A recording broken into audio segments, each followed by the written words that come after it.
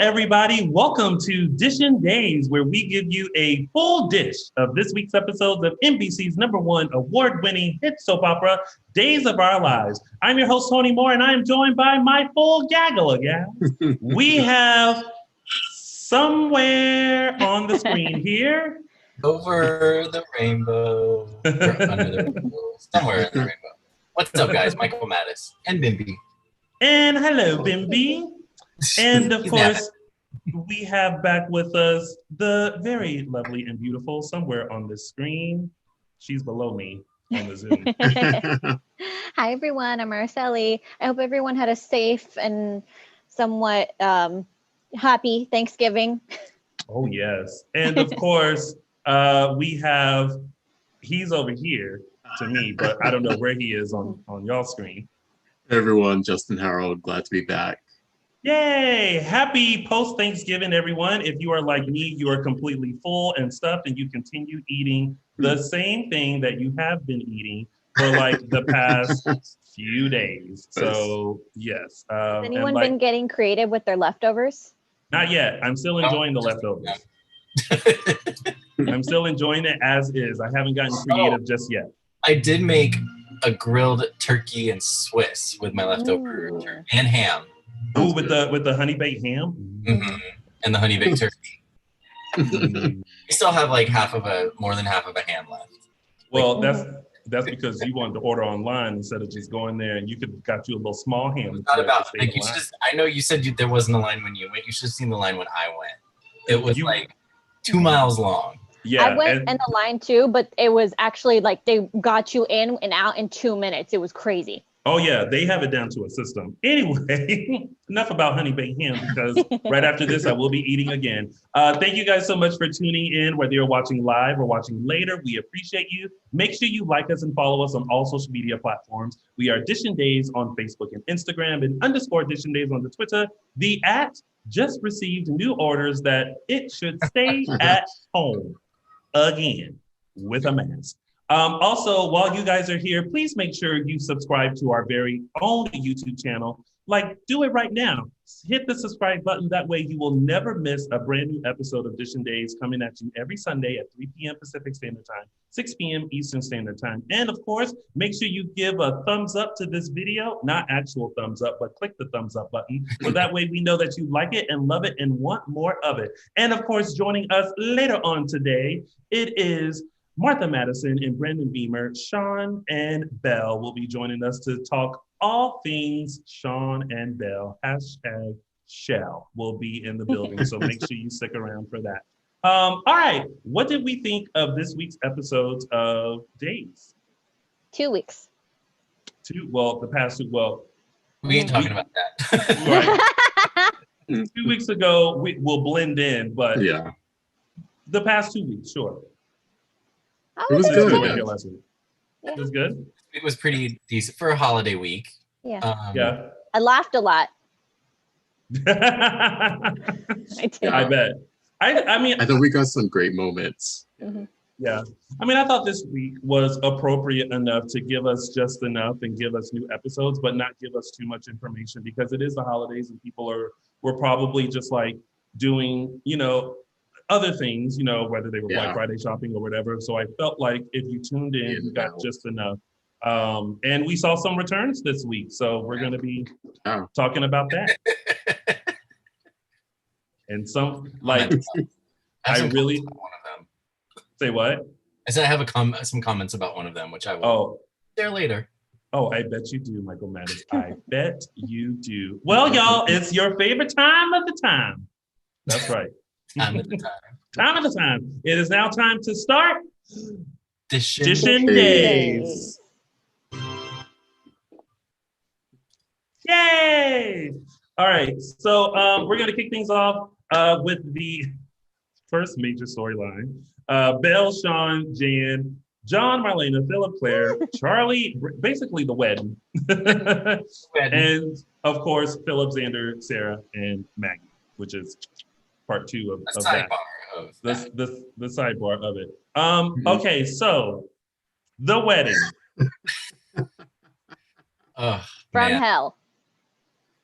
Jan cracked me up though. She was she's so loony and just so like, she's so loony, but she doesn't know that she's loony, which just makes it hysterical that she's saying these things and doing these things and just like completely out of her mind. Cuckoo or Cocoa Puffs. She really is. And there was literally a part of me that was looking at her like, okay, wait. At what point, like, is your mind?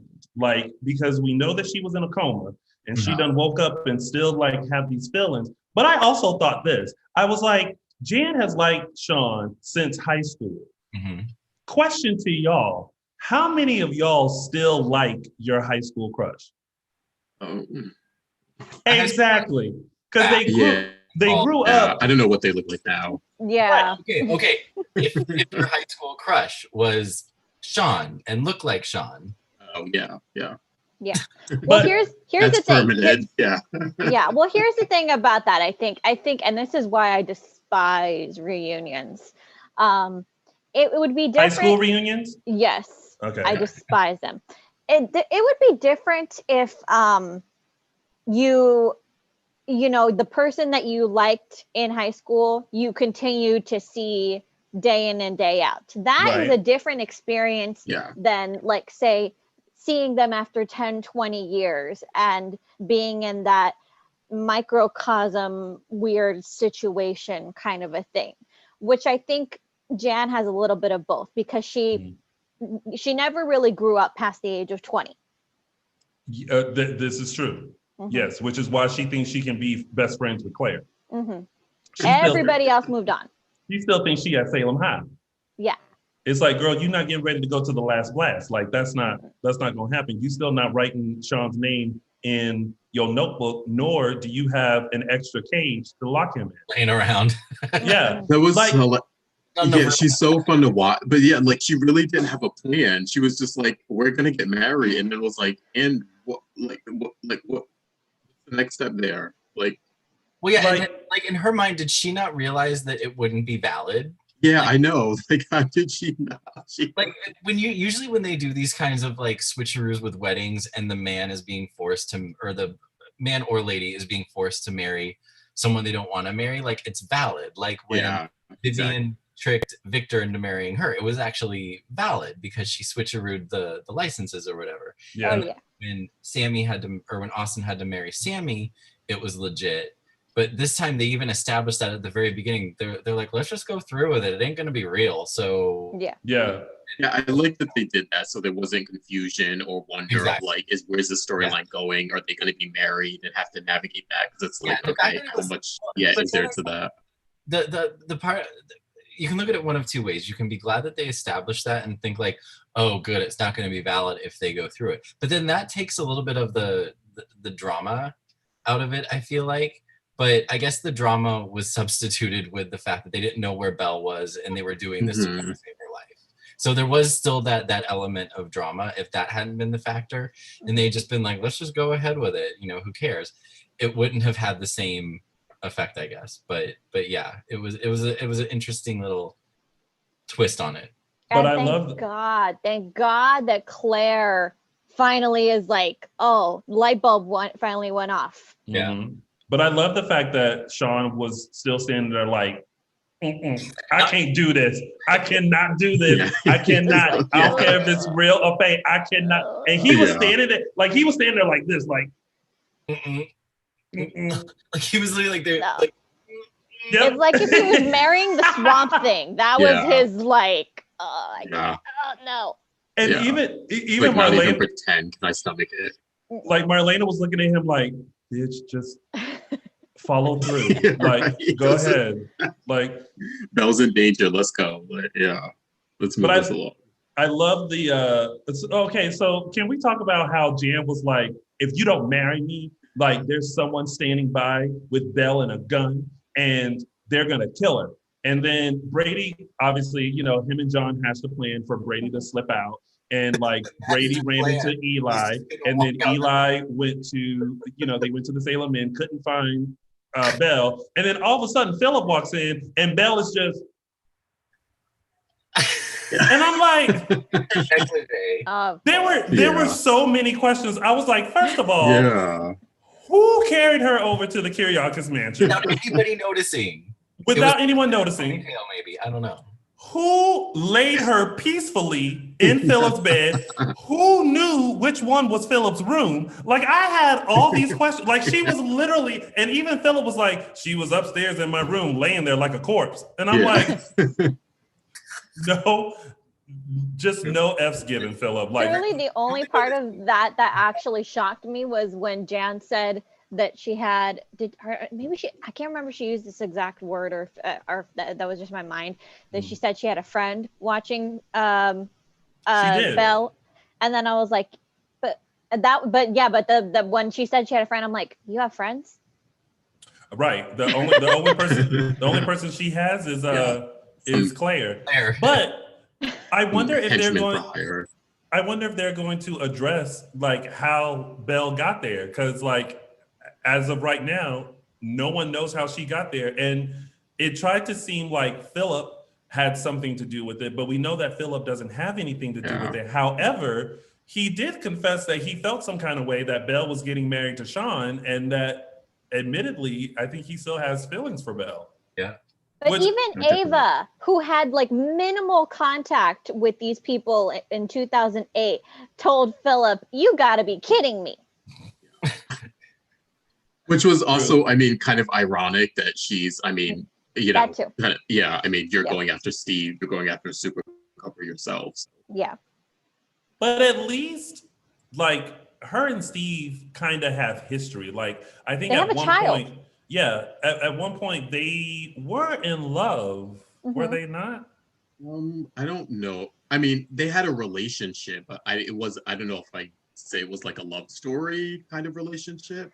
But the whole thing with like Jan and Sean have been #fatal attraction. Like, you know, but I mean, at least Philip was married to Belle, and remember at one point Claire was actually his daughter originally. Well, you know, for as we knew, But I'm just kind of like, okay. So, question to y'all and question to everyone in the chat room: how do we feel about Philip still in love with Belle? I'm fine with it as long as that's not the storyline. Like it played out. Like let him have his feelings, but let him get over those feelings. Yeah, I mean, let that be the storyline. Yeah, so I'm ready for something new with them. Am I the only one confused then? I'm not confused. It's almost like we feel like he should be over Belle right now, but obviously you can't control how you feel about someone. Right.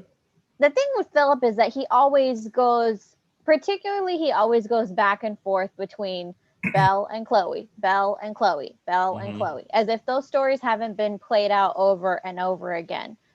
And I don't feel like chemistry with those people anymore. He needs somebody new. He really needs to just make clean breaks from his past and move forward.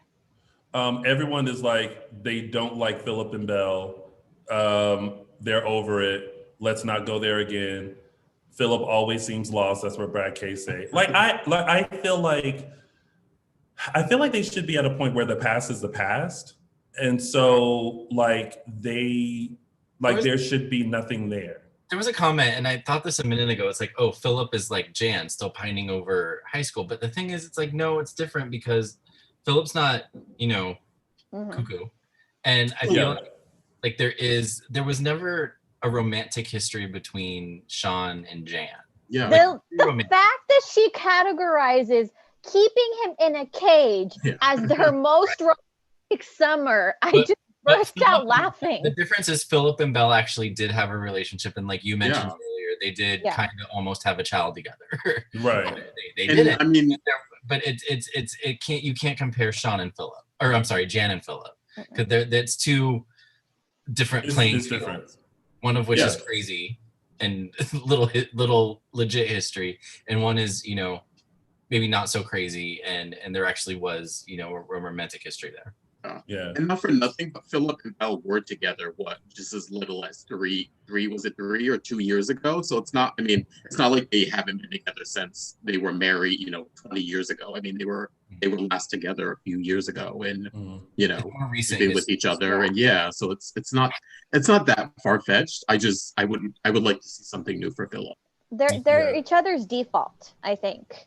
Yeah. When things are bad, they're each other's default. But the problem with Philip is Philip has two defaults, Belle and Chloe. And now the Chloe's coming back. I'm like, oh, Lord, here we go again. Yeah.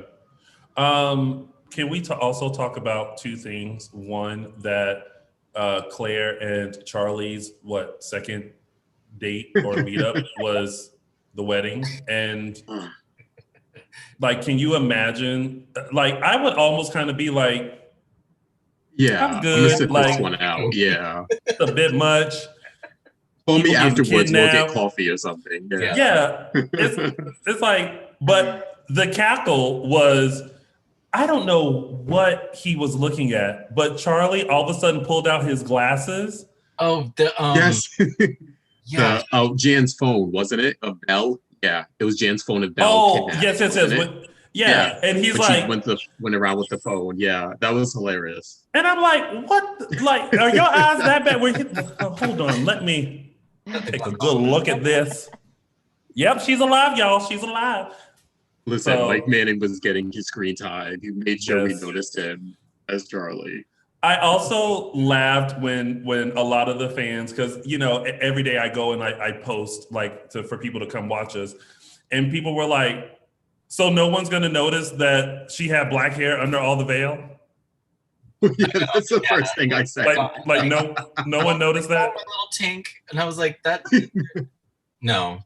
But I had to, you have to go with it. You have to be like, okay. Yep. I was like, really, John? You're not going to talk to your daughter? Like, it's just going to be a quick hi, grab my arm, and here we go. It's like the snow beast of veils, and it still wasn't enough. Oh my God, that thing was thick. But then also, she must have found parking right next to the Salem Inn. Rushed up. She's right out the door. Oh, she's right outside. And it's like, oh, Tink, you look great. All right, let's go. And then just walk down the aisle. And then it's like, I can't wait to marry. Ding, ding. And it's like, oh, I would have checked stuff right outside the door. Been like, oh, okay. That's you. I like how she took Marlena and John's ring. She's like, "You guys have rings." If I were Marlena, I would be like, "Bitch, let me tell you something. I'm not about to give you. I'll go in the jewelry box and see what kind of fake shenanigans. We can go. I got some aluminum foil. Let me see what I have." And Jen wouldn't let her go. She's like, "That looks good." I would have said, "Now listen." You do not tell a married woman to take off her wedding ring. That is like, bitch, you better cut off my finger. Well, John, who Marlena was shot at her one wedding. You don't take their rings. I would have said, you haven't earned this. I have earned those wedding rings. How many times have you married that fake Sean? How many times have you been shot at your wedding? How many times have you been kidnapped, ma'am? You haven't deserved this. I'm not taking it off. Yeah, I was kind of waiting for... I thought she was going to use that as an excuse of it's bad luck if you use our rings or something. I thought that was going to be a diversion or something. Yeah. But it was, again, of course. Little did we know, no one had to really do anything because poor Belle was just laying peacefully in Philip's bed with her negligee on. Negligee. She looked good though. She did. Yeah, she looked good. Oh, man, Martha Madison looked great. It was it's black, it was chic, and she was just and she gave a great performance when she was explaining to Philip what happened. I was yes, Martha Madison, you walk through those beats, you give us drama, and you give us the feel, and and I was like, I'm there with you. I was living for all of it. I was like, yes. Yeah. So, and then we have, aside from that, talking about Philip, Detective Xander Hardy Boy and Sarah Nancy Drew are on the case to find out who the mystery woman is. They're so funny. All up in the house. all up, like going through stuff. And for some, I don't know about y'all, but I was just like, Xander, you ain't figured it out yet? Like, you the one that caught the girl and the nursed her back to health. So. Wait, he caught what? Huh? Well, because remember when Kristen and Xander were in Nashville and they were at the warehouse and all of the things, there was AV and everyone was like, that's Ava Vitale. And now, we know that she was there and like, I mean, I'm sure he hasn't thought about her in years. And even when he was Kristen's partner, I'm not sure he gave Ava much thought, so that part I didn't find too suspicious. Also, there's no real connection between them. Right. Like, I don't think he would think Ava and Philip would be working together. No. Yeah. Now the Kristen and Ava connection that we didn't realize actually does go a little further was very interesting material. Yeah. Just a question. Was the AV, did we originally see that years ago, or was that just added for the story? No, we saw see AV? We did, because... You did? Okay. Picture it, Nashville, warehouse. We have a Nicole pushing a baby cart, and then her looking around, and there's SD, AV, ED. I remember the other ones. I just didn't remember AV. Okay, so that was there originally. Okay. That was there originally. Camila in the chat room keeps wanting us to acknowledge that Xander wanted to take a peek at Ava in the shower while his girlfriend was next to him. But that's just like even Sarah was like, you porno head, stop it. Like, she's kind of playing along with it. I love that she just slaps him around and she's just they're so I just enjoy them so much. She has become so like kooky, lovable, quirky Sarah. Like the fact that she was still holding on to those bag of snacks for the stakeout. That she took the magazine and was like, oh, this is a good one or something. Yeah, she liked the magazine with her. I just love her so much. Cannot. All right, and that was it for... We forgot to mention Sean choking Jan out. And Jan, you mean... We don't really know the outcome of that, right? We think Jan is just in the hospital. We don't know if she's dead or not. Yeah, we don't know. It ended on the cliffhanger, Marlene. Yeah. And John snapped. Like, he was just like, I killed Belle. Boom. And I was like, oh my God. I was like, ooh, they keep giving John all these like yanking the girl scenes. Like it was, Kristen with the mask. And now it's like, you know what? You know why John is snapping? He has had it. It has been decades of shenanigans and like, he is like, I am over Man can only take so much. Yes. I love how no one really grabbed him though. You know what I mean? It was like sort of like a delayed effect of like, listen, let's let this play out. Right. Hell of a way for Charlie to get to know the family. Right. After he was already interrogated like a couple of weeks ago by Sean and John, now he sees everybody in action. Again, if I was Charlie, I'd be like, girl, you cute, but this is too much. Gone. Also, we forgot to mention, I think we mentioned it briefly, but Brady needing Eli's help. And Eli was like, oh, you need my help? And he was like, listen, let's not worry about that. Yeah. This is what's happening. And then luckily, Eli was able to put his stuff aside to help Brady figure out where Belle was. So kudos on that. All right, now that is it for those storylines. Let's move on to Jack, Jennifer, Abigail, JJ, Julie, and Doug. Well, happy Thanksgiving at the Horton house. Although I think a lot of fans were confused because they were like, isn't that Jennifer's house? Yeah, why did they switch that now? It was weird. She was like, we're going over to Doug and Julie's. I'm like, it's still your house, essentially. Yeah, like, I know they moved into the Demures to help with the kids, but I was like, like, you should be at that house. Your house. I don't know. Well, maybe out of respect for the legacy, it's Doug and Julie's house now because that's where they lay their heads. Yeah. One of the best moments of this storyline that I saw was Jack's conversation with Roman. The minute Jack sat down in front of Roman, I was like, oh, Roman has to know. There's no way he can't know. And sure enough, he did. And I was just like, man, I love Roman. I really do. We don't give Roman enough credit. He's become quite the excellent barkeep. And give him a storyline. Yeah, we don't give him enough credit. He gave Jack some solid advice. He wasn't judging. Kudos to Roman. I did appreciate the conversation that Jack and Julie had. And I do like the fact that, you know, he was a little vindicated. Because Julie was like, I can see why it happened. I'm just bothered by the fact that it happened and with Kate of all people, which is very understandable. Fair. But the fact that she was able to say and let him breathe a little bit more in saying like, I understand. And for someone else to understand why it happened, because she even said, I was losing hope that Jennifer wasn't coming back. So it was having that conversation I thought was great. And it was interesting that Jennifer is not so much upset at the fact that he cheated.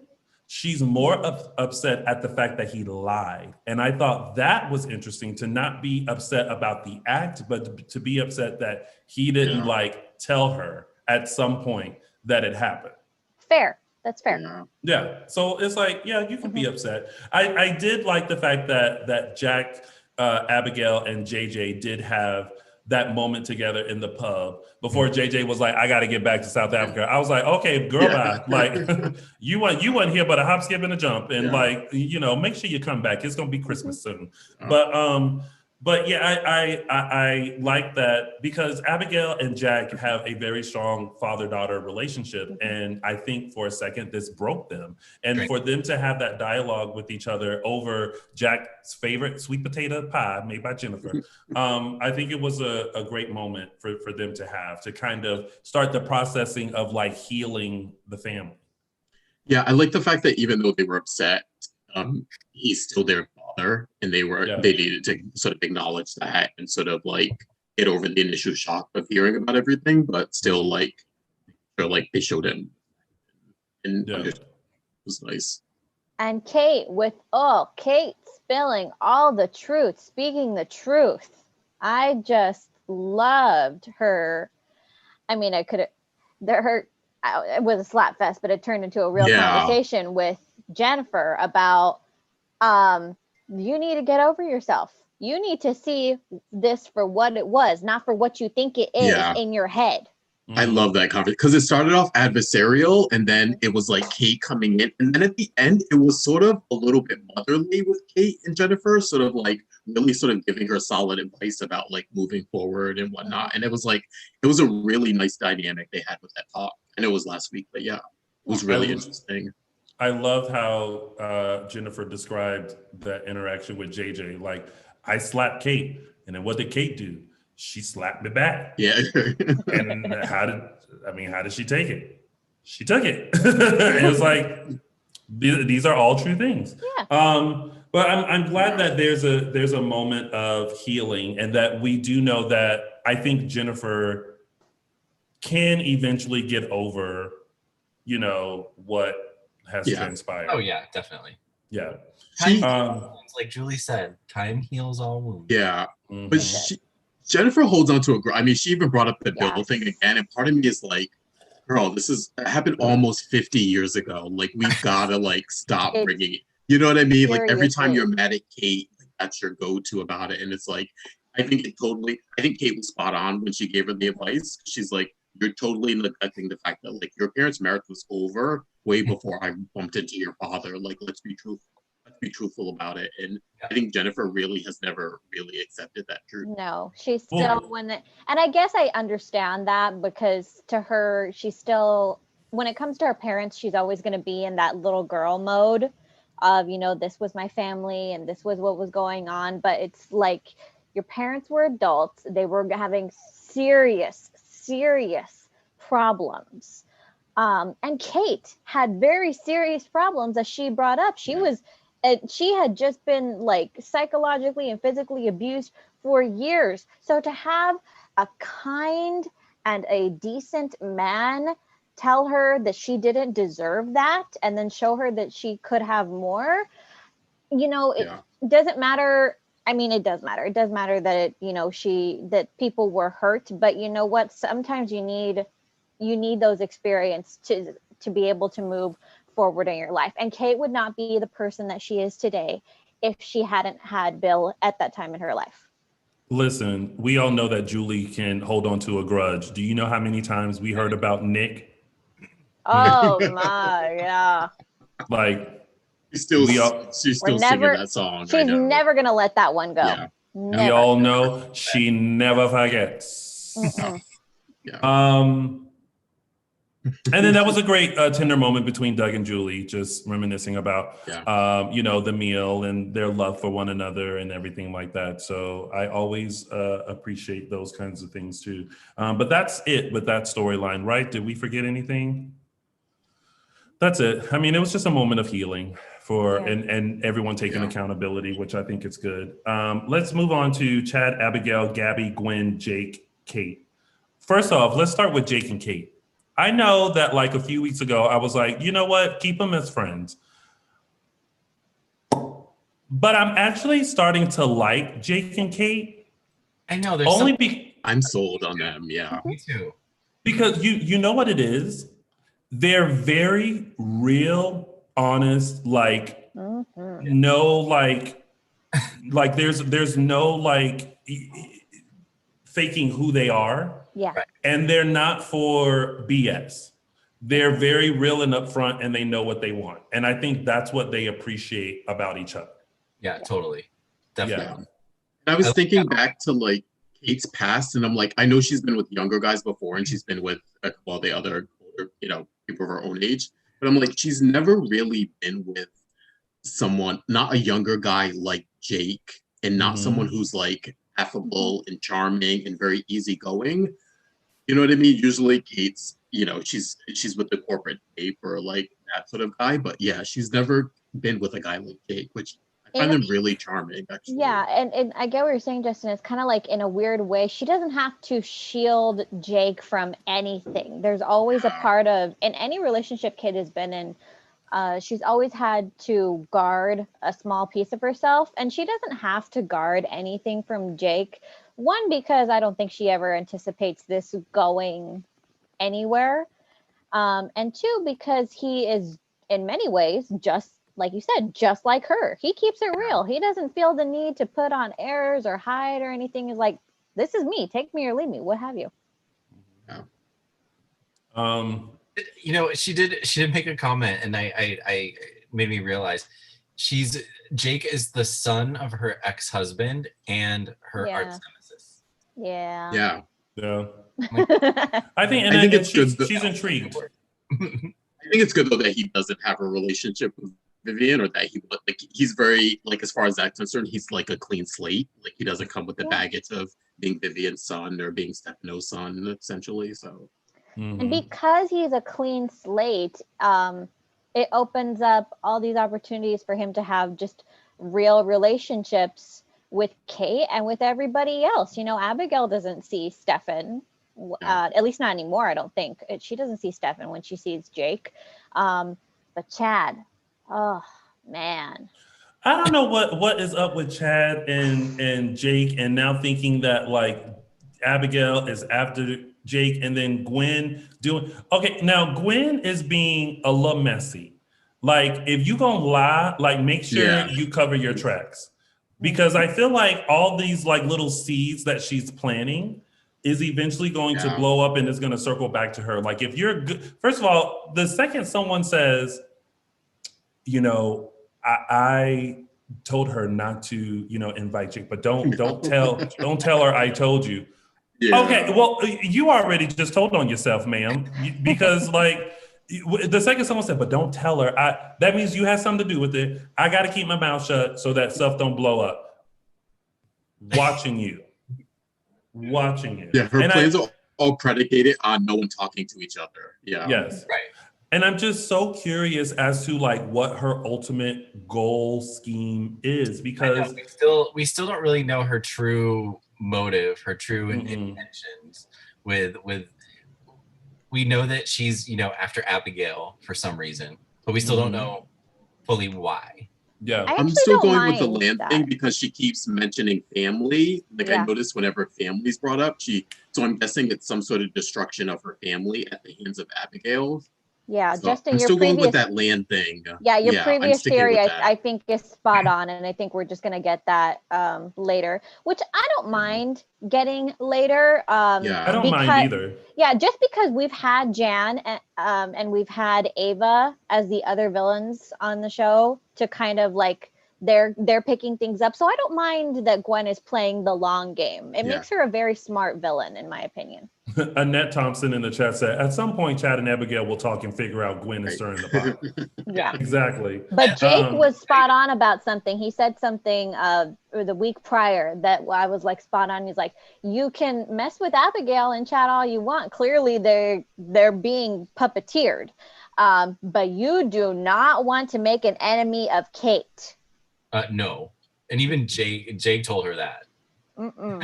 No. Yeah.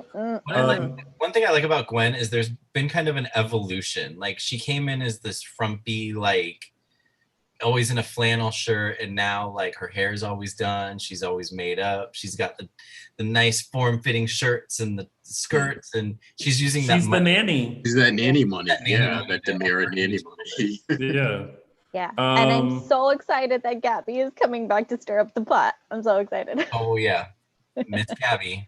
Because Gabby, I will be shocked if Gabby doesn't see Gwen for what she is. Yeah. Do you think they'll start working together?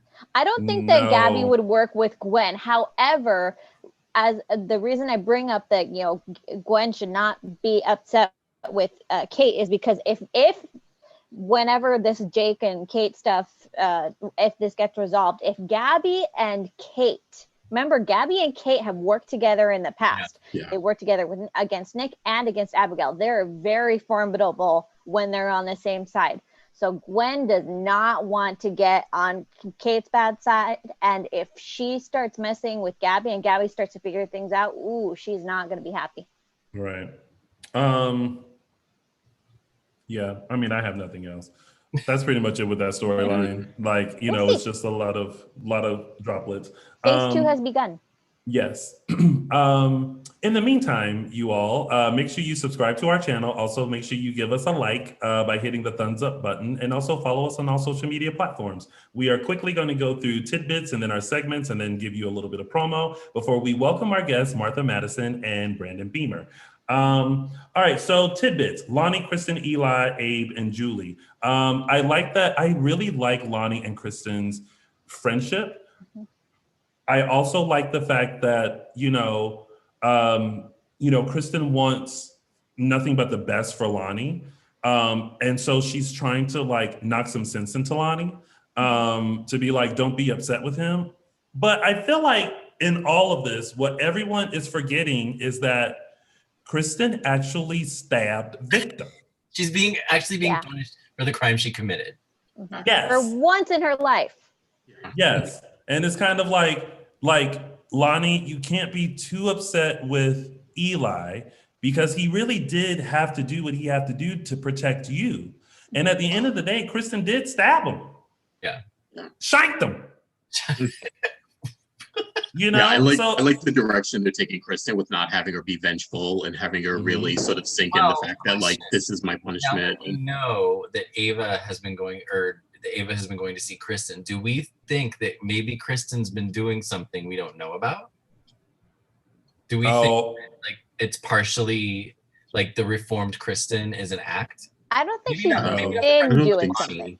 But maybe not the friendship with Lonnie, but like, her and Marlena having this friendship. Do we think that Kristen maybe just it's somewhat of a facade? Not at the moment. No, I think it's real. I've always kind of been like, this is not Kristen. Yes, a person can be reformed, but it hasn't resonated true with me yet. I don't think she's above scheming, but I think what she's feeling now and what she's putting out there is true. Now, whether it'll be true a month from now, I don't know. Or if the situation presented it, if she can get out of jail somehow and scheme, like I think she would. But maybe I just missed the crazy Kristen. Maybe I don't think we're gonna have to wait long. But no, I agree with you, Michael. I don't think we have to wait long for that, because the fact that Ava is coming back, Ava just has a way of bringing out stuff in people. Mm-hmm. So there's no way that she's not gonna continue to see Kristen in the prison, and I have a feeling she's gonna start pulling that stuff out of Kristen again. Yeah. But I more so feel like Kristen and Ava have what we're now going to be seeing like a true friendship. And I think Ava has a lot of respect for Kristen because Kristen nursed her back and brought her back from the dead. So I think there's that, but I don't know if Kristen actually knows what Ava's plan is. Yeah. I don't know either. So, I mean, Kristen has too much going on right now anyway to be concerned about what Ava's doing. Mm-hmm. So, but I think there's another friendship there. Okay. That's it. And then I have to give a shout out to Abe for putting Julie in her place, because we all know how Julie is, and Abe was just kind of like, okay, now listen. Yes. Now I was like, you tell her, Abe. And Julie is organizing the baby shower, and she got caught wind of what has transpired. She blamed Abe, like she's always blaming people. It's like, Julie, stay out of it for 2 seconds. Like, you'll be fine. But I actually like that she took Lonnie's side on this. Mm-hmm. Yeah. Because that's a stretch. Because usually she's like, oh, I like her. Whenever it comes to the men in her family or the people in her family, she's like, they can do no wrong. They can absolutely, like with Nick, he could do no wrong. Eli could do no wrong. But I love that she took Lonnie's side on this. It was a nice change of pace. Yeah. Well, listen, if you live in Salem for 50 years, you should be able to say, like, you shouldn't have secrets with your partner because they always come to light. And that's what Julie was kind of telling Abe, like, secrets are, how secrets are. And you're the mayor, for God's sakes. Like, Doug never did this when he was the mayor. And I was just like, oh, Julie. Yeah. What? Julie. How long ago was that? Oh, my gosh. 40 years ago, probably. Yeah. And then we had a lovely conversation with Rafe and Roman, with basically Roman catching Rafe up on everything, and Rafe finding out that Hope wasn't there. I found it interesting that Rafe's return was so anticlimactic. Like, he literally just walked into the square. Like, but you know whose return was very climactic? Miss Gabby. Miss Gabby came in there and she was like, guess who's back, bitches? And was like catching up, but also throwing shade. That shade that she threw at Gwen, talking about, oh, so what did we go to? Like, sluts and nannies are us? Do not mess with Gabby. I thought the Rafe thing, I thought it was a little heavy-handed that he didn't know anything about Sierra. Like, he basically like cut off all communication with her. I thought was a little much. I thought he was going to come back and like expect to see Hope as he did, but that he was going to be aware of everything that happened with Sierra. But they basically were like, why didn't you left town? Like, there was no communication. So I thought that was a little heavy-handed. Weird, but yeah, like I figured that they were someone should have told him what happened, or he should have heard about Sierra dying. They had a funeral / memorial service. Like, it was a little much that he was completely in the dark. Yeah, I don't know. Yeah. Well, they didn't even invite, Sierra's husband to her memorial, so I'm not surprised too much. Okay, I hope that went through. Okay, so that's that. And that was your week of days. And now it's time for our favorite part of the show, which are our segments. And we're going to start with mine, which is Tony's official 3 Snaps Award. Wrong one, sorry. Oh, snap! All right, so listen. Sometimes there are some people behind the scenes that you have to thank. And right now, I have to thank the lighting person for this wonderful shot of JJ. It's that look of when that light hits you just right and you look like the most angelical person in the pub. The spotlight is on you. You are looking all scrumdiddly-umptious as if you are on the menu. JJ was serving up, as Michael Mattis would say, some Jesus lit it upness.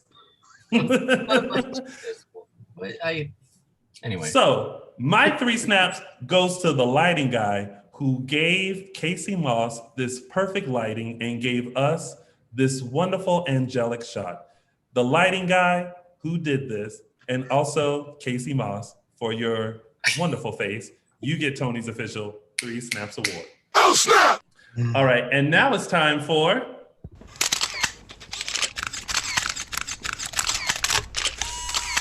Caption that!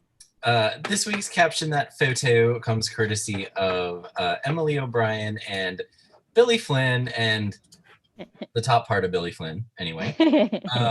And this week's caption goes to Trevelation on Instagram with their caption, bigger than I thought. Now, also, runner-up goes to Martha Madison, who put her own caption in the hat with her caption, "Can I get you a chilled glass with that 6-pack?" That was a good one. Yeah. That was this week's Caption that! All right. And now it's time for Those Were the Days. This week's segment, Those Were the Days, was sponsored by there was an interesting conversation between Maggie and Philip this week. I thought was really interesting. It was really insightful. It didn't go how I thought it would go, but it was really sweet. And then it got me thinking that outside of Daniel, which I'm excluding from this conversation because he was more of a retcon, but Maggie has always had a history of being like a surrogate mother to a lot of the guys in Salem. And as we've seen with Philip, she's getting close to, we've seen her relationship with Xander. We saw her relationship with Brady. But then going back, I'm going to take you all the way back to the 90s. It actually started with her relationship with Lucas back then.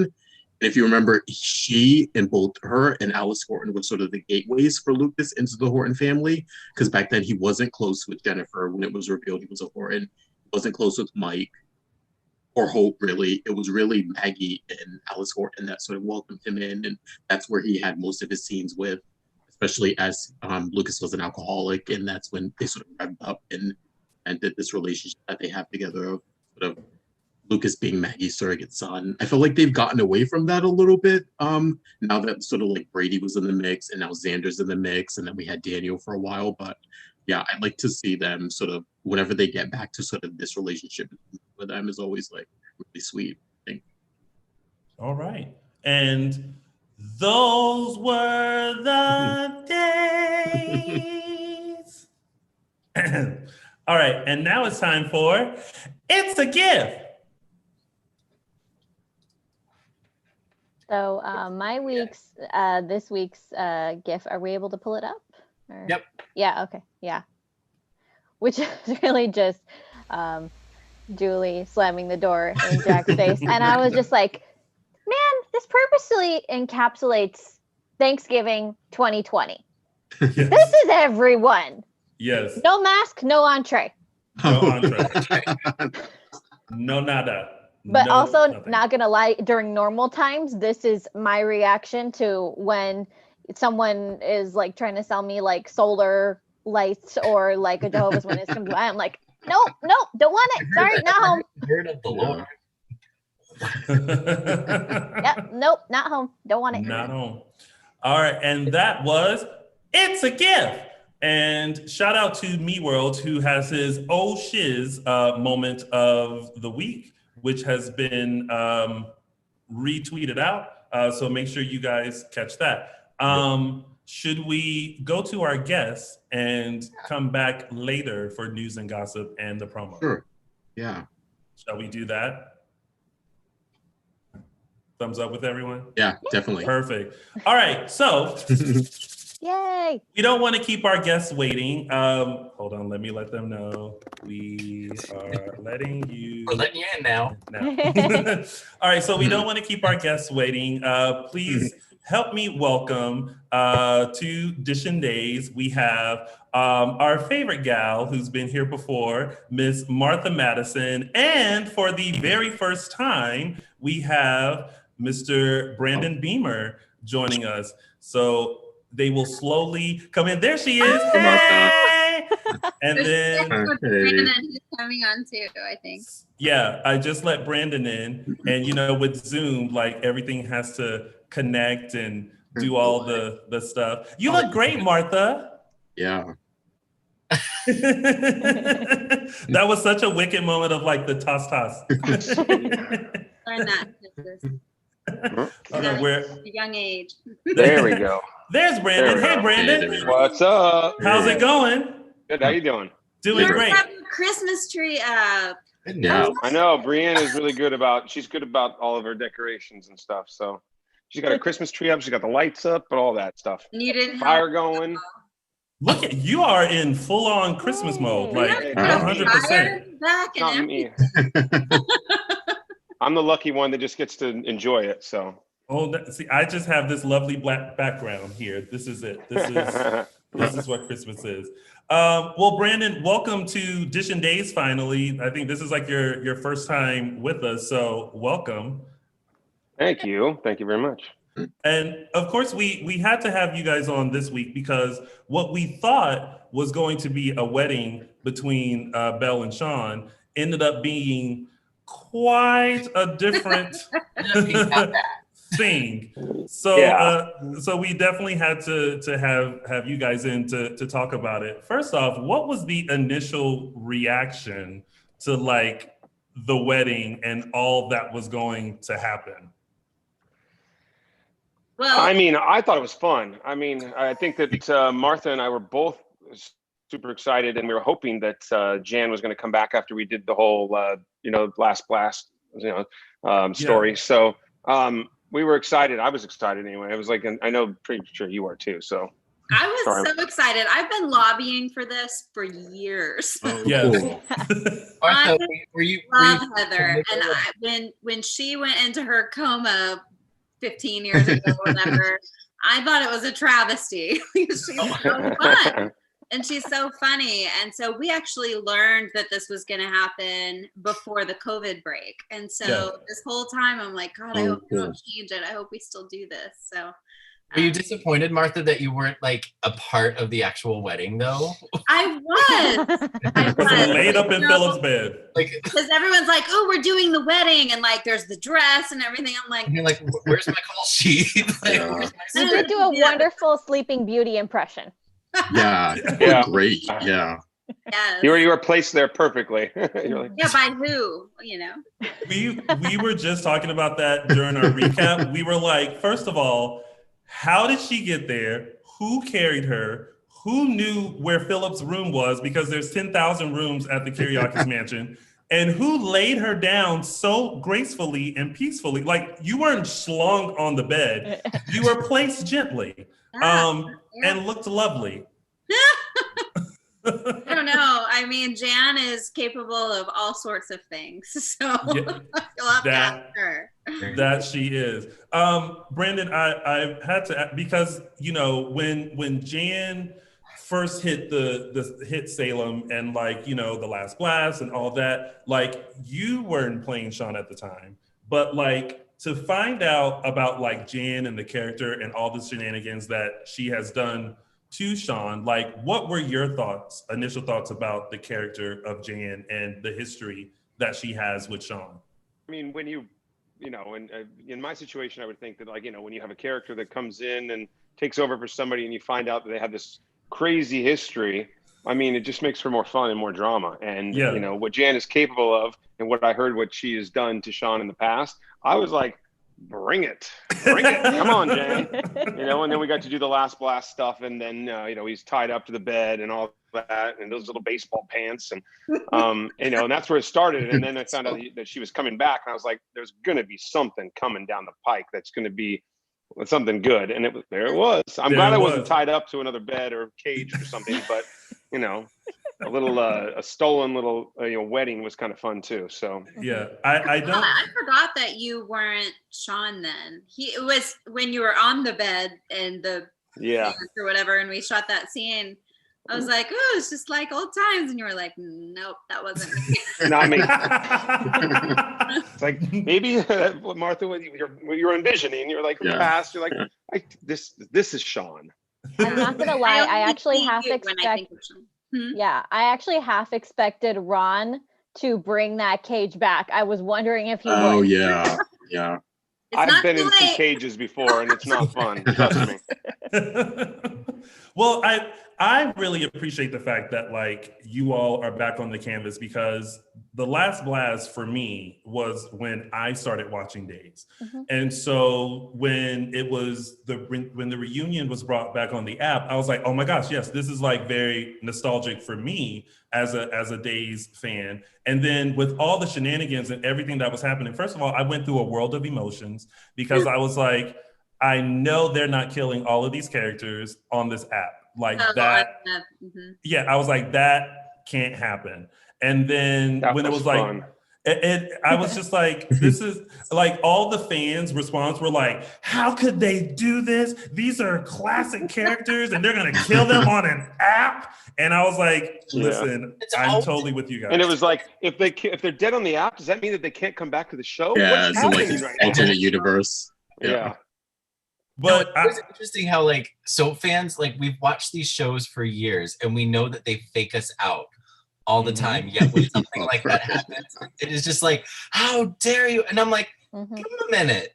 Imagine if it were you reading it, like we had to read it, and where I was like, Belle's dead? What is happening right now? I was like, wait, Chloe's dead? What's happening? But out of all of that, I mean, the one thing that I truly remember from that is the scene where Sean is tied to the bed and Belle came in to save him, and then Belle just kind of took the moment. It's like, I mean, you're already here and the bed is there, so we might as well.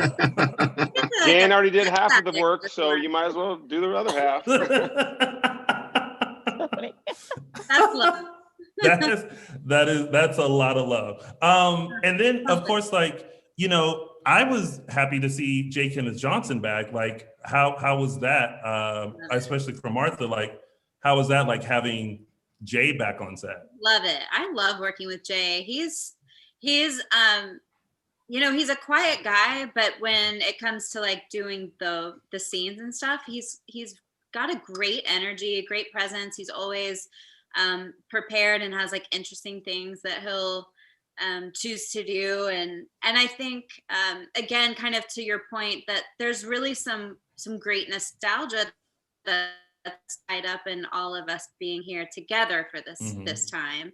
And you know, it is a large demographic of viewers that knew us growing up, and so, you know, as these things go on soaps, because they run for so long, it's great to have that kind of nod to history. And it seems like people are really excited about it. You know, it's just been getting such a great and huge response. Something in all the times that we've come back, I haven't seen it like this before.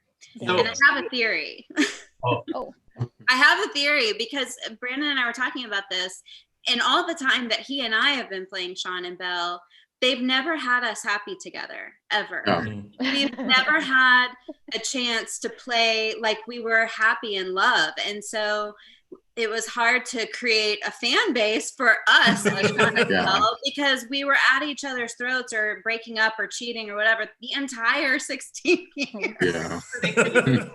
That's why so this is the first time that they've actually played us happy and in love, and so we get to cultivate that thing that you can root for finally, you know. So which is why I was actually so surprised how emotional I got when you got down on one knee in front of Brandon. I was like, what's happening right now? Well, one of two things. Just kidding. I was like, wait, a minute. Well, she's already down there, so I thought it was really great. I was so happy that she was the one doing it, and I had forgotten until I saw an old clip that she actually did that the first time too. She proposed to him on the beach, and then I barely remember this. He proposed. I didn't. I saw it and I was like, oh my God, she really wants to marry him. So I thought that was really sweet and kind of unexpected too. When I read that was going to happen, I was really excited.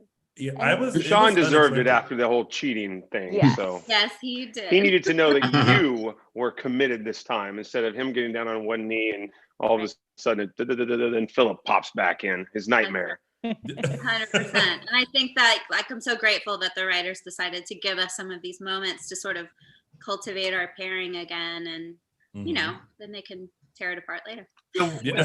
What I loved about that episode I loved about it was that, you know, I love the beginning in the morning when it was like, you know, Sean comes to Belle and he was, you know, hey, I want to take you to breakfast or take you to get breakfast. And she's like, oh, I have to go see Philip. He's like, oh, and they really just put that Philip thing there. He's like, and then it's Jan comes in and he's like, you know, blaming Jan because now Philip is, you know, with Belle all the time. And it's just that insecurity that builds up that he's had in the past. And it starts to take control of him. And then boom, Belle comes in, drops down onto one knee, and she proposes to Sean and tells him that basically she and Philip are done. She got rid of him and I'm all yours. So that was a good sort of closure to be like, okay, I'm really committed and I'm invested and I'm convinced that this is it. This is good. So it's interesting to see that because, you know, as you know, with Philip's return and you two finally being back in Salem, like you look at Belle and Belle's just kind of like, we're here, we're fine. But then Sean is always kind of like, what you doing with Philip? Why you got to go to Philip? Like, what's going on? He has all the every reason. Yeah. He's a little hussy. Martha and Brandon, can I ask, do you guys, which sort of storylines do either of you either gravitate toward? Is it more like the kooky, funny, like dance stuff, or is it more the serious stuff? And if so, has that changed, or does that change every time you come back? Go ahead, Martha. Go first.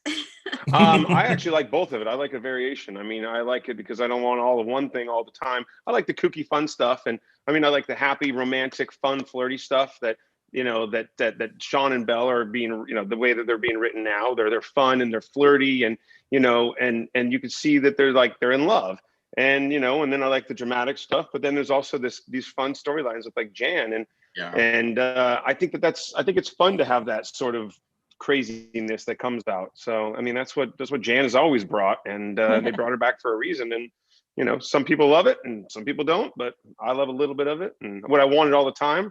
No, but no. I want a little bit of everything. Yeah. Right.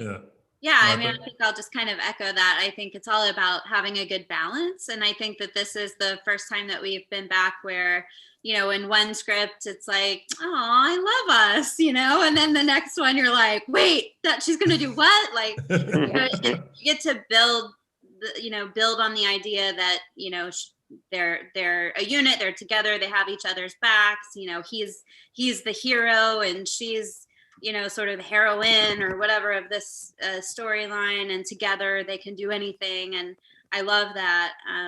But of course it's a soap. So I love the drama, and I really love it when it's about the family. You know, there is nothing more dramatic than a family. This is true. You know?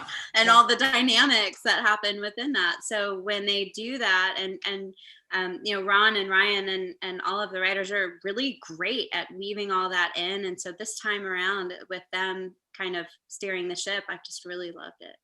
Can I tell you why I think you two are having a moment right now? Yeah, tell me. I think it's because, first of all, you know, as Tony said, you know, a lot of us kind of came on at the beginning of the last Blast Crew. So we all have that history with these characters. But I think also it's because of where Belle and Sean are in their lives right now. They are in the new phase of their life where your daughter is grown. You know, your careers are established. Claire seems like she's kind of in a good place now. So it's like you're finding yourself in this new energy as a couple. Right. Yeah. It's like a resurgence almost of your love. Yeah. And they say usually when you're the characters are happy, that's death, basically. They're not going to work you.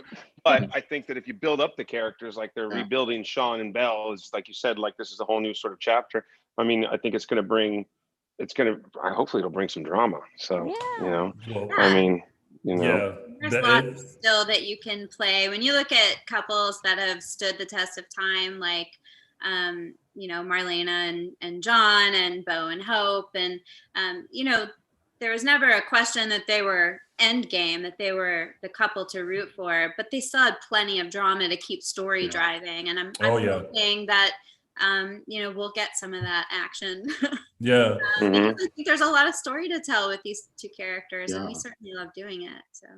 And especially with everyone coming back, we saw the promo that Nadia's coming back as Chloe, and then you already have Philip, and then you two. And I've always thought, and I think Martha, I've told you this before, I've always felt like there should be a slight transition, because there's only so many more times that John, Marlena, Kayla, Steve, and everyone can get kidnapped, die again, reborn. Yeah.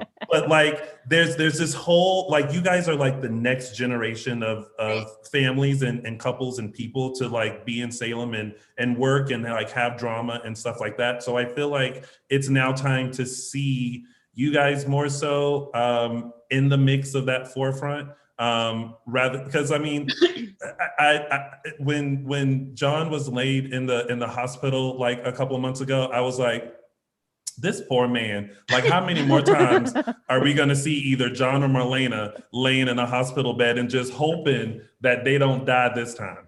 Yeah. I've had many bedside scenes with them over the years.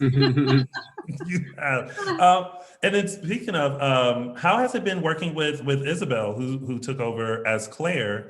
She's come in and definitely when you join Days, I feel like there's no prep, there's no hey, this is how it's done. Life vest. It's you better swim. It's good luck, girl. And she's come in and definitely has, I always say, taken the foundation of the character and what Olivia has laid down as we know Claire, and kind of taken it and also molded into her own. For you all, how has it been working with Isabel? I love working with her. I think she's really intelligent, and she's very thoughtful in all the choices that she makes, and she connects really easily. I feel bad that she has to deal with the accent thing too. I think that just would be so stressful. I don't know how she does it, and she does it so well. Yeah. So I have mad respect for her, and I know very much, we both know how hard it is to fill shoes of somebody who's really established a character from the beginning. Yeah. And I think she's just grabbed the bull by the horns. She's a pro, and so I'm really grateful for working with her. Yeah. I mean, I will echo the same thing. I'll use echo. Martha just brought that out. I'll echo that same thing. And how has it been for you getting back to work during these unbelievable times that we're living in? I mean, you're both veterans at this point, but we're in a whole new territory now. We couldn't have imagined this. Yeah. I mean, I think that this is one of the two things that keeps me sane: wine and work. So, I mean, it makes me super happy. I love going to work. I love having a call time. I love feeling like I'm productive. I love contributing to something that makes the viewers happy and makes other people happy, instead of just sitting around with these stay-at-home orders and ordering more wine. So I agree. I think it feels nice to be part of a team, and now we have this extra layer where we really all have to work together, and we really have to trust each other to make good choices in and out of work, so that we can all continue working. And there's no group of people I would rather do that with. I just think it's such a solid team over there, and it's been great. The testing too, the daily testing is, in my opinion, it's just such a gift. I'm so glad that they're doing this, because I don't know that I would feel super comfortable with it otherwise. Yeah. So I can certainly say, aside from my own household, it is the safest place I could get to go to every day, and I feel very safe going there. So it's and just like everything else, it all becomes part of the routine every day. If you're a habitual person, you're going to do really well in this environment there. And it's just one more step. It's an extra 15 minutes, Yeah, they're doing a great job with the testing. I mean, and different shows do different things, and and it's great that other shows there's no big outbreaks and they haven't been shut down or anything. But it's when you're getting tested every day, sometimes twice a day, it's pretty cool. And it also gives you a big responsibility in your own personal life, to where you really have to just you really got to step up. You got to say, okay, if work is that important to you, then you got to be good, and you got to know your friends, keep your pod of friends, keep it tight. And because I mean, sometimes when we have a little bit of time off, I'll go in and we go get tested.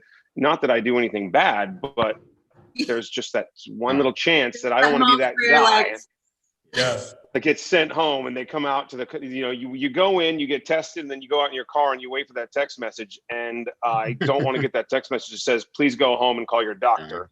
And then everybody, Martha and all the other cast members and, and the rest of the crew and everybody, they get screwed because something happened. But so I'm dang careful. It's crazy to think that I don't want to be the one that's like, Days of Our Lives shuts down production. And then people are going to go, who's the one that did it? What is she doing?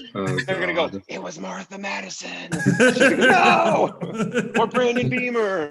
I mean, do a rave, guys. I couldn't help it. I have to think how many times that we've been tested. And I've talked to some people like through text and stuff. And I was like, have you gotten tested yet? And they were like, no, I don't do anything to make me feel like I need to get tested. And I was like, well, and they're like, how many times have you been tested? I was like, 50 or 60. Yeah. Like, I mean, I can't even count how many. And it's so I'm grateful for the show too, because my super safe friends, they look at me and they're like, you're my best friend, my bestest of best friends now. You can come over anytime you want, drink wine, watch a movie, whatever, and hang out. But, because, we're getting tested so much. So it's a good thing. We have a few questions from our chat room, but first, my lovely mother, who loves to watch the show as it's happening, she's not in the chat room, but she likes to text me. So she just sent a text that said, "Tell Martha and Brandon I said hello." So hello from say hello. I love your mom. She's so fun. Oh my God. And she's still, she's going to text me again in a second. I know it's going to happen. But Camila in the chat asked, what was it like behind the scenes after shooting the wedding scenes with Heather Lindell? I guess that's big more so for you. There, so behind the scenes? Yeah. The wedding scene, I mean, every single person that was on that set, they were all, I mean, she had so much to say and stuff. We were on, and she's coming in. I mean, she's got a whole nother life to live. She's got kids, she's married and all that. Not that, but she's, she's been gone for a while. And she came in and everybody's like, she would go in and she'd do this stuff. And, Deidre Hall, she's like, all of us were like, good job. Because sometimes it's just one take, and she only needs one take a lot of the times. And so, and then, maybe a couple of times there was something that she'd forget, and all of us were just like, dude, oh my God, you just keep like 12 don't even think about it. You're great. Fine. Yeah. She was great. She was great. She's amazing. And I am friends with Heather, and every time we work together, it's an excuse for us to get together and run lines. And she is not only like off book and super prepared every time I'm ready to go rehearse. She gives the best notes. Amazing. I just love her. I'm so happy that we got to do this. It was the wedding was, I literally, I don't know why I thought there was going to actually be a wedding. I should know that in Salem, there's no actual wedding. And so there were a lot of things that we thought were hilarious, like the fact that when Jan arrived, like no one saw the black hair underneath the veil. And then when the plan was derived from among everyone to just go with it, like Sean was just like, nope, I cannot do this. And your body was like so tense and so locked in, like, she's got cooties. Like, I don't want to touch her or be around her. You had a look of disgust on your face. Yeah. I mean, it was, and I felt bad because it was, it was like, it's because of Jan's history and how crazy she is, when it's like, but it's, it's like, it's just like, are you like, oh my God, you want me to marry her, the girl that did all this? Because I was thinking about all the backstory and everything that she's done. And, and I was just like, oh my God, she's going to win. Like, how is she winning again? How is she winning again? And so it was like, that was the look of sort of like, just like disgust, like, oh my gosh, you're like the worst person ever. I mean, you come back to Salem and you're terrorizing me and my family again. And so, I mean, that was sort of the way that I kind of saw it. And, I just, she is the character was like she discussed Sean and Belle and everybody, and except for Sammy, I guess. So, but she discusses everybody with her history and who she is and all that. And so I think that was the reason why I was just like, wait, you want me to marry her? You want me to? I know it's not true. I know it's not real, but I was envisioning the love of my life, Belle. Yeah. And I have to do this? Like, can we figure out a way so I don't have to do this? And they're like, John's like, listen, pal, you got to go through with this. Oh, you got to man up. And I was like, I mean, Brandon, I know that you weren't actually in the cage back in the day, but you certainly acted like you were in the cage. That's what I was taking it as. And I was like, okay, well, by the way, I've been in cages too. I had to do that on Bold and the Beautiful. And so that was not fun. They put me in a cage. And so, but yeah. I went back and I watched the stuff from Jan and Sean from the cage and stuff like that, and I was just like, oh my gosh! And then I guess he was tied up. He was in that cage for like a summer, and I was just like,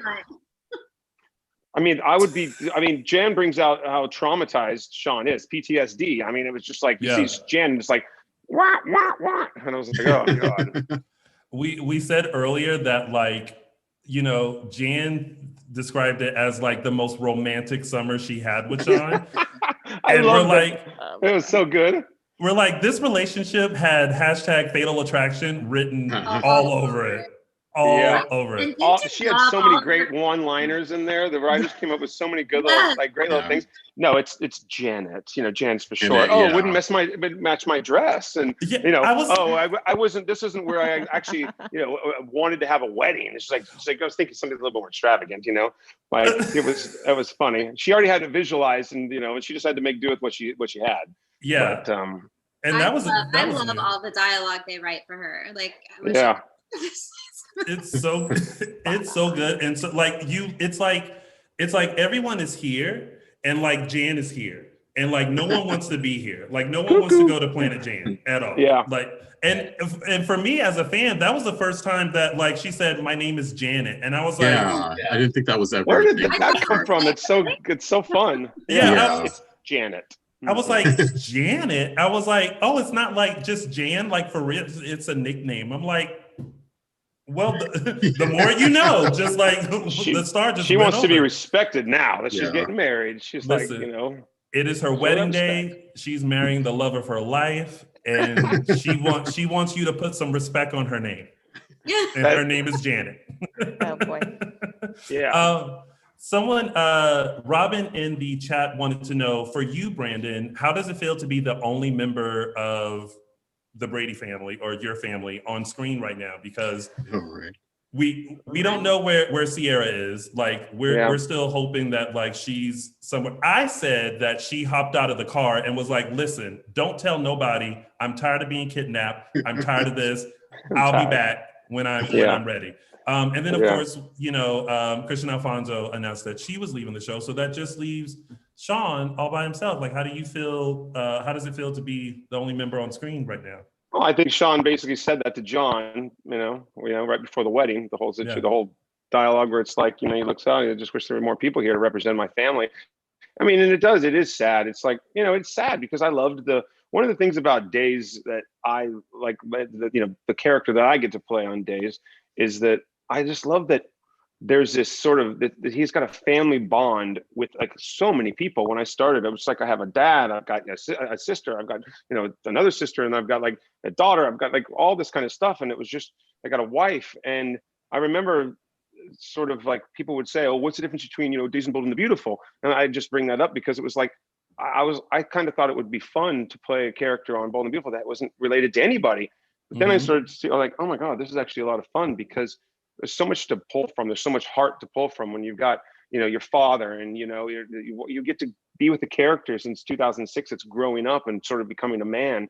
And there are lessons that I get to learn or lessons that I got to revisit that I get to tell the story about later on in life. And so it's like, I mean, I think that's so much fun. And now I look back and I look around, I was like, my mom and my dad are gone.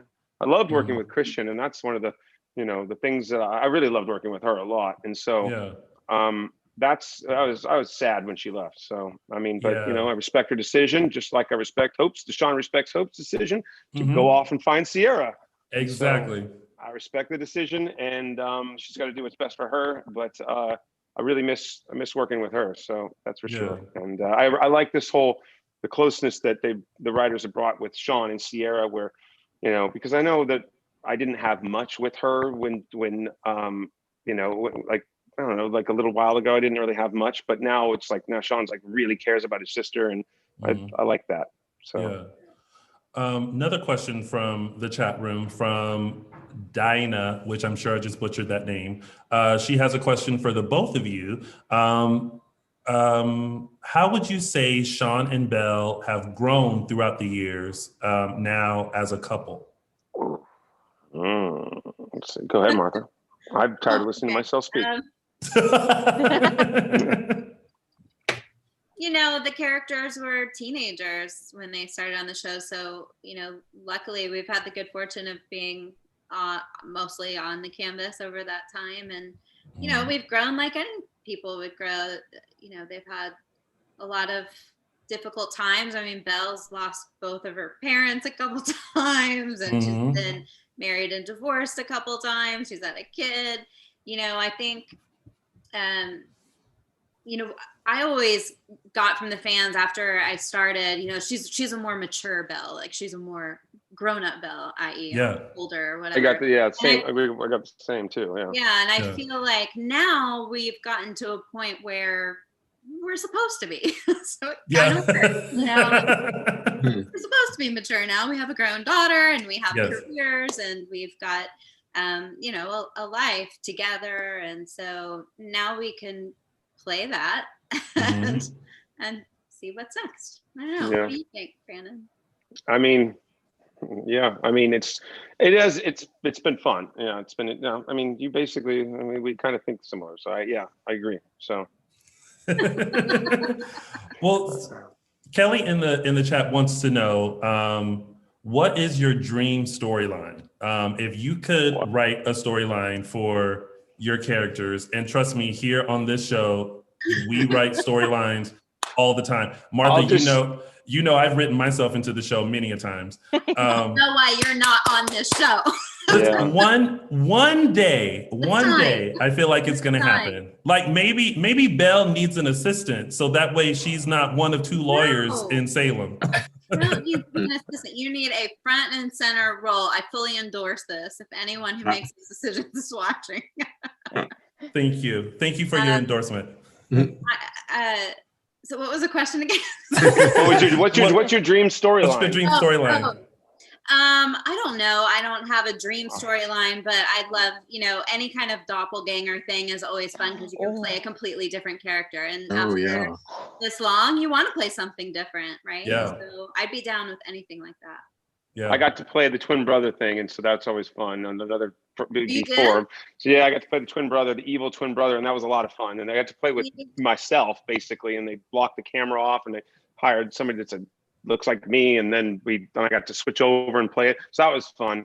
But yeah, that's a hard thing to say. I mean, that's a hard story to say. I mean, I would hope they would take place in a remote, like on Turks and Caicos or Island or something like that. Maybe in Hawaii. I'd be willing to forfeit my, my salary for that. So sounds good to me. Let's go. Wait, your shirt for the whole shoot too, probably. Not quarantine body. Y&R actually did a combination of these two things a few years ago. So really? It can be done. A doppelganger at Turks and Caicos? Yeah. But real Turks and Caicos though, not backdrop Turks and Caicos. But like the real one. Malibu Turks and Caicos. Like the movie Soap Dish where they have that like rotating wave. Yeah. Well, we could try to make this happen because as we've been discussing for the last few weeks, we found a Ben Weston island. Not kidding. Yes. I saw this on Twitter and I was like, of course. Yeah. Of course there's a Ben Weston island. We can make this happen. So I said that's where Sierra is. She is on Ben Weston Island, chilling. Oh, that's what I saw. Yeah. Did you say that? Okay. Yeah, it's like there. She's there, just like recharging, refueling to come back in, because it takes a lot of energy to live in Salem. So she needs to recharge a little bit. Yeah, it hurts itself. Brandon, someone in the chat, I don't know who now at the moment, but it was a really good question. What is it like working with Mike Manning now as Charlie, because you guys work together on the Bay, and now he's part of the Days family. What is it like working with him now? That's funny. Somebody asked me about Mike Manning just the other day. They were like, what's it like working with him? He seems like a really good guy. He's like, literally, he's like, he's probably the nicest guy that you'll ever meet, I think. And he's hardworking. He's super hardworking. He's so like up for the challenge to play the character. And he just, you get thrown in and to the show, especially, it's a high speed train. You just got to throw him on and you just got to go and try to figure out where to go. But he's honestly, I've worked with him on the Bay and stuff. And so he's one of the nicest guys, super nice. He's so professional, and I look forward to be able to work with him some more, and hopefully he turns out to be a good character or a bad good character, but hopefully he gets to stay. A lasting character. A lasting character. But I want, a lasting character. But I want him to, it doesn't have to be perfect, but I love that scene that we had to do with them, where we're just staring him down, me and John, or Sean and John, whatever. And he's like, Xander shot my wife. And he's like, oh. I was like, what a way to introduce someone that you are interested in and what to date, by bringing them to this wonderful wedding. I said if I were Charlie, I'd be like, you know what? I'm good, Claire. Thank you so much. This has been great. Like, maybe we can get a coffee if we see each other in the square, but I don't know if I'm ready for all this. This is a lot. Well, that's how great Claire is. He's willing to do whatever. Yeah. Another question for both of you. If you could pick any other job besides a lawyer and a cop on Days, which other profession would you like your character to have? I'd be a lawyer, so. Oh. Yeah, I could see that. Because there's always room on the show for a lawyer. This is true. So Beth has been a designer and a nursing student, and I don't know. I would like to see if they're gonna do, these big company CEO stories. I think that Belle should be the CEO of Basic Black and just take over. Yeah, and I'll be her lawyer. Do that. Right. There you go. Why am I working for Demira Enterprises? Yeah. Just running my family business. That would actually make sense, because Brady is running Basic Black right now. It's Brady and Nicole, right? Yeah, Brady and Nicole, yeah. Yeah, Brady and Nicole is. It took a lot for us to figure that out. I know, right? As far as we remember. They could do that. But Brady and Belle actually have a face-off for the first time. Oh. That could be, when you're not bogged down with everyone calling you to represent them for everything. Dragged into strange bedrooms and Yeah. Yeah. Well, they could be calling me to represent them, so I'll take over the lawyer role. I'll do a quick little law school, so I'll just get that done real fast. On a boat, you can do it anywhere. This is true. She came back off the boat and was like, I'm a lawyer. Yeah. But it's so funny because when professor, just like Belle did. when things happen in Salem and someone needs a lawyer, we all know it's going to be one of two people. It's either going to be Justin or it's going to be Belle. Yeah. And it's like, which or one Carrie the when they bring her back occasionally. Right. Or Christy, Carrie. Yeah. That'd be fun. Someone in the chat wanted to know if you think Sean and Belle would have more kids. That's a storyline there. I think Belle. I don't know. We are only like 32, right? I think. Are we 32? Right? We're 32, aren't we? Yeah. Are we? Yeah. Okay. I think we're 32. Still a good age for kids. Yeah. If they're gonna do it, they better hurry up. It's time. Hey, by the is way, a ticket. we better do that before we become grandparents because that might be coming down the pike too. Hear that name. Oh boy! Not speak that into the universe. I mean, before children, like, and without being too spoilery, is there going to be an actual shell wedding? I don't know. I don't know. You'll have to wait and see. I don't We're in know. COVID right now. Anything's possible, and who knows? Like, That's right. you know. I feel like Belle and Sean are very deserving of a wedding, because I think for a second we forgot that Belle and Sean weren't married until Belle proposed, and we were like, they're not married. A lot of people didn't know, and Isn't it online though? For us that we got divorced. I don't know why it didn't resonate with everybody, but Yeah, everybody forgot that we got divorced. That's weird. Even Wait, from people we work with didn't know, and I'm like, storyline, like it was. I thought it was impactful, but I guess people just fast forwarded through it. Wasn't there a storyline where Sean proposed to Belle? I think like after this, it's on it released. I don't think so. But I really it was like our last. It's on the internet. When they shipped us off to Hong Kong, you were like, "You can go. I'm staying," and then you came back in the last scene. You're like, "I'm going." Hey Martha, I'm going to text you something. You know, so respond and just don't say anything. I want to say the Christmas promo that we just saw had Sean proposing to Belle. There we go. Stuff that's already on the air. There. Yeah. Okay. I think in the right. We just watched this like 2 weeks ago. It's the Don't get us in trouble. Don't get us fired. The new promo definitely shows what looks to be another proposal. Well, let's just hope that, like, you know, if all of our memories serve us correctly, that there is a proposal and that there will be a wedding. But this one, like, there's always one wedding that can go without a hitch. Yeah. So let's hope that Sean and Belle's will be one that go, because we thought it was going to be John and Marlena's, but she got shot. So, like, you know, there was. When has anything ever gone without a hitch for John and Marlena? Huh? Isn't Philip having some regrets? You know, he's thinking about Belle. I mean, if John proposes to Belle, there's this possibility that Philip could be the next. Oh, God. Like if there's another wedding and like instead of Sean, Philip shows up, like I think at that point the fans will just be like, listen, just elope. We're done. Like just veil, and no one will be the wiser. The lesson of 2020 is no matter how painful it might be at times, have faith, be optimistic. Just be optimistic. And be prepared for it to get worse.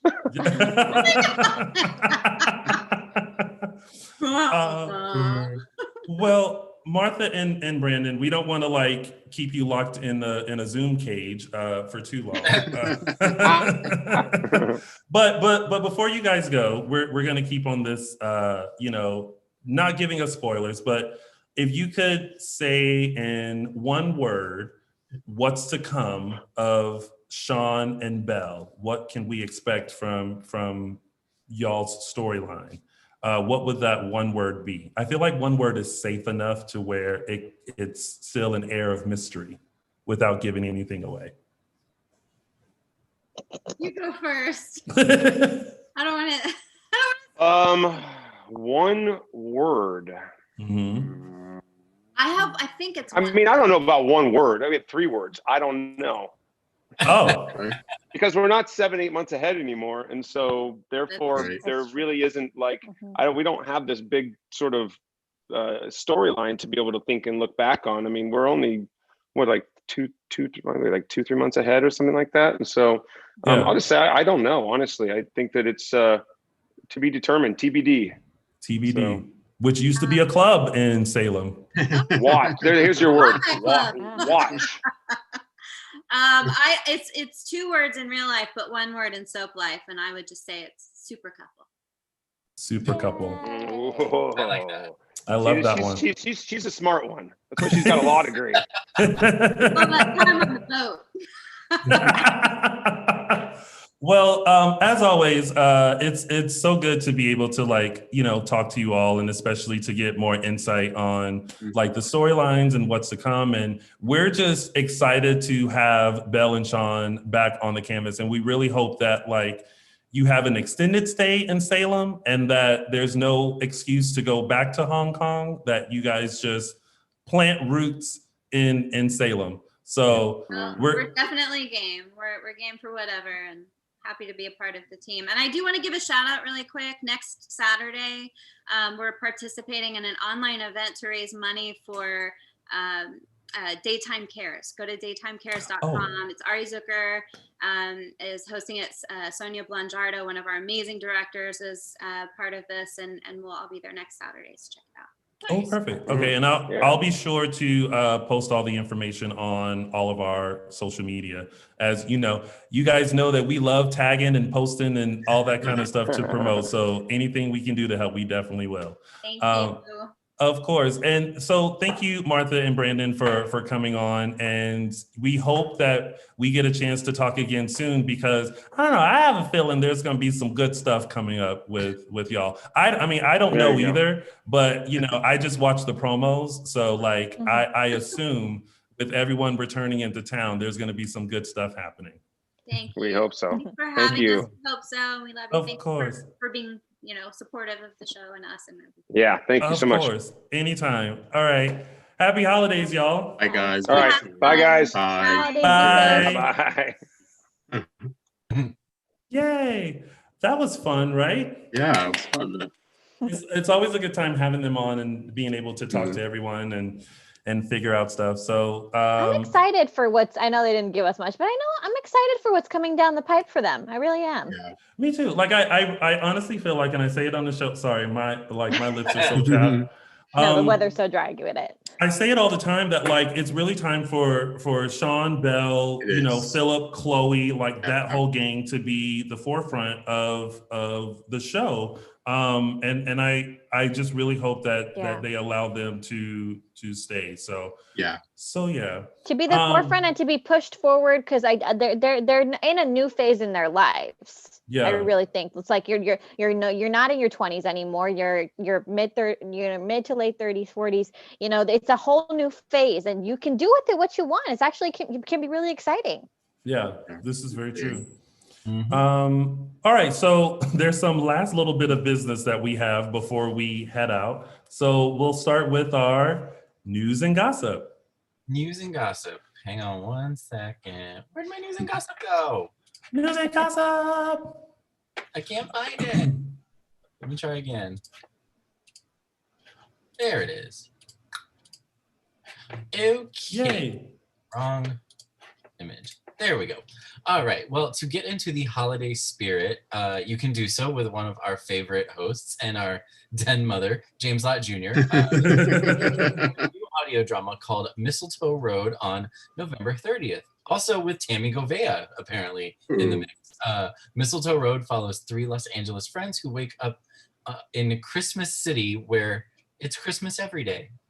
Find out what happens on the new audio drama created by James Lott Jr., Mistletoe Road. Find it on audio streaming services under JLJ Media. Love that. Lastly, I want to remind you that Starstruck Fan Events has announced their 2021 Jekyll Island event for the weekend of January 23rd and 24th with Eric Martsolf, Stacey Hayduk, Matthew Ashford, Judy Evans, Brandon Barash, and Emily O'Brien. Events include a breakfast, a game of croquet, and a dinner dance. Tickets are now available at starstruckfanevents.com. And that was your news and gossip. That has been news and gossip. And now, everyone, it is now time to show you a sneak peek as to what's going to happen this week on Days of Our Lives. Oh, that's a nice necklace. Ben gave it to me.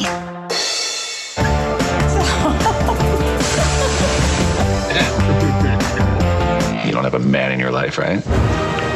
All new Days of Our Lives, NBC weekdays. Oh, did anyone else watch that little clip of Philip and Chloe and heard "Take My Breath Away"? Doom, doom. It works so well. Doom, doom. It's always a good time when Nadia's around. Away. Oh, I love it. Yeah, keep her around, please. Mhm. Enough with Chloe gets an opera job out of town or in New York. Yeah. I mean, I love the Chloe and Philip dynamic, but also, oh my God, I love Chloe and Nicole. I'm so excited. Yeah. I'm so excited for them to be together again. Well, I'm just excited for this group because, like, as we saw, like, fans really gravitate towards this Last Blast group, and I think it's fun having them on the canvas. I just pray that Jan survives because I don't want her to go. But I like seeing all this. Yeah. She mentioned, oh God, if they can you imagine being put in a coma for most of your life? Oh boy. I think they might do that. I wouldn't be surprised if that's what we get. Mm-hmm. Yeah. Well, we shall see.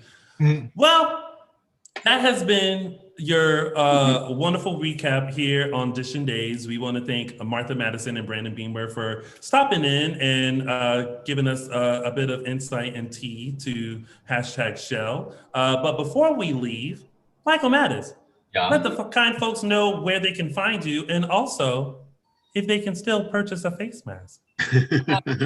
No, but you can find me on Instagram and Twitter at ML Mattis, both. Or you can still follow FaceMark, FACE.MARK on Instagram. And if you would like to buy a mask, reach out. We can still sell you. Yeah. Although if you don't have one by now, I don't know what's happening. Replenish your stock. Restock, yeah. Send us a message. That would be the best way. Araceli, where can they find you? The lovely people can find me on Twitter at Tia323 Araceli. The Araceli is right down there. The Tia is because I'm an auntie and I tell it like it is. At some point, you're going to have to get an Instagram. I'm resisting with all my might.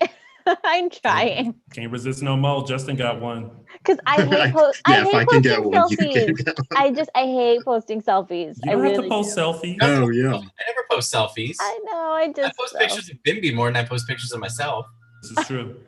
Oh, then people are gonna get like tons of pictures of my cat.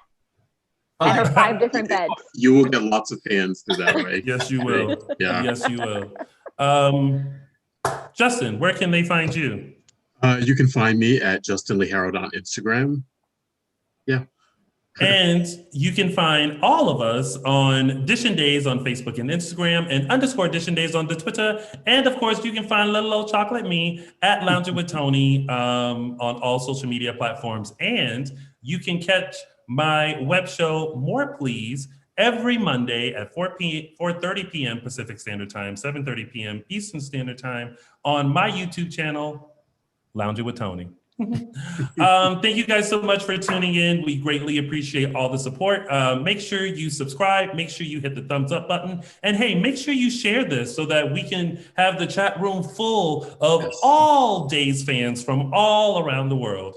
We will see you next Sunday for another full recap of your favorite #1 hit award-winning soap opera Days of Our Lives right here on the official Dishin Days YouTube channel. Until next Sunday, y'all, have a great day. Bye. Bye, everyone. Everyone. Take care.